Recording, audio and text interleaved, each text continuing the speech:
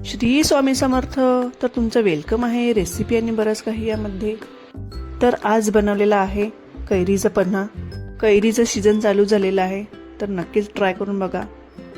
तर बघा कसं झालेलं आहे. रेसिपी आवडली तर नक्कीच लाईक, शेअर आणि सबस्क्राईब करा. तर आता इथे आपण सुरुवात करूया. तर इथे घेतलेले आहे 4 कैरी, काळा मीठ घेतलेला आहे, आपला मीठ, गूळ आणि जिरं पावडर. तर एवढं साहित्य घेतलेलं आहे. तर इथे पहिले मी कैरी धुवून घेते. स्वच्छ धुवून घ्यायची आहे, म्हणजे त्याचा चीक असतो ते निघून जाईल. तर इथे मी 4 कैरी घेतलेले आहे. स्वच्छ धुवून घ्यायचा आहे आणि जो आपला वरचा भाग असतो तो आपण आता काढून घेणार आहोत.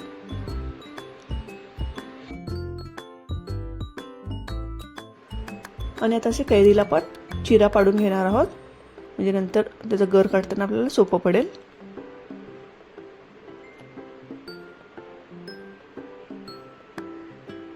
दुसऱ्याही कैरीला मी तसंच करून घेते.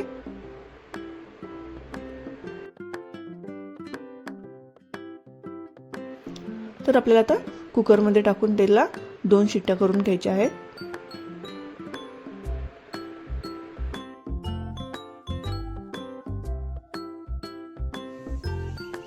तर इथे आपला कुकर आता थंड झालेला आहे.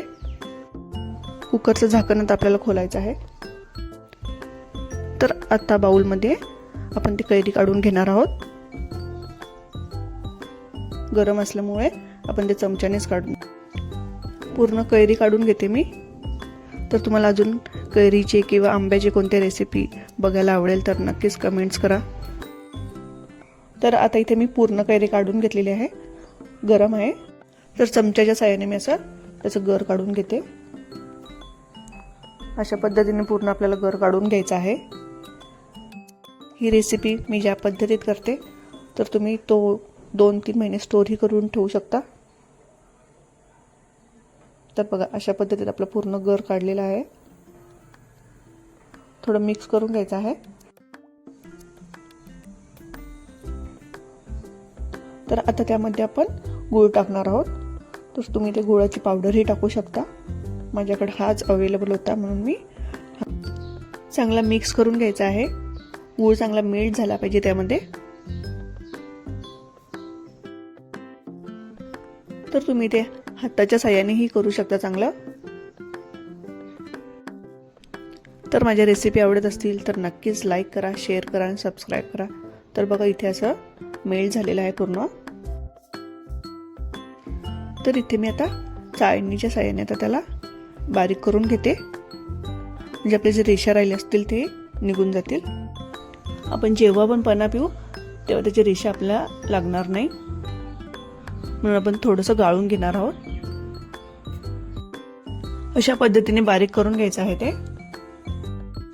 थोडं बाहेरचा पण आवाज येत असेल तर त्यासाठी आधीच सॉरी बोलते, कारण की मुलांची एक्झाम झालेली आहेत, मुले बाहेर खेळत आहेत. तर बघा अशा पद्धतीने मी आता बारीक करून घेते.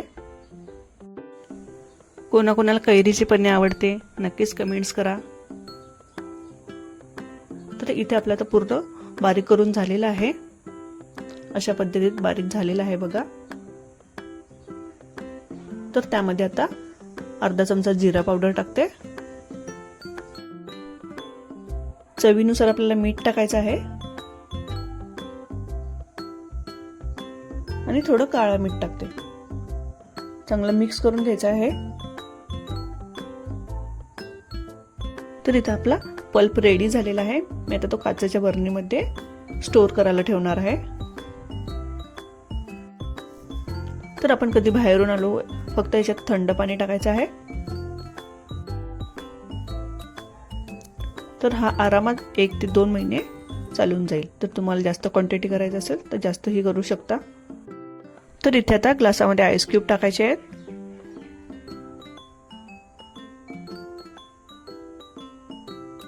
आपण बनवलेला पल्प टाकायचा आहे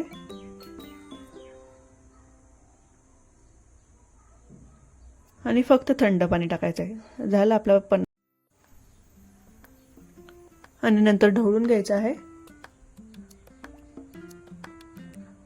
तर आपला पन्हा इथे रेडी झालेला आहे. रेसिपी आवडली तर नक्कीच लाईक, शेअर आणि सबस्क्राईब करा. Thanks for watching. Bye bye.